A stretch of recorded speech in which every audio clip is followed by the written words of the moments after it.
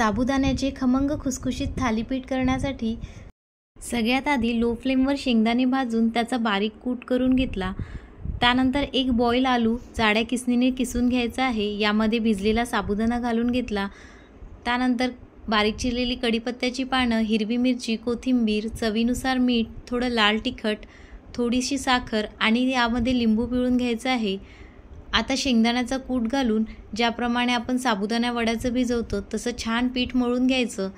त्यानंतर इथे एक बटर पेपर घेतलेला आहे, त्याला तेल लावून घ्यायचं। प्रत्येक वेळी थालीपीठ करताना तेल लावून घ्यायचं आहे बटर पेपरला आणि छान असं थालीपीठ थापून तयार आहे। आता इथे तव्यावर आधीच गरम करून तेल लावून ठेवलं होतं, त्यावर दोन्ही साईडनी थालीपीठ खुसखुशीत भाजून घ्यायचं। भाजताना गॅसची फ्लेम लो ठेवायची आहे। उपवासाचे थालीपीठ तयार आहेत। रेसिपी आवडली असेल तर like, share and subscribe to channel.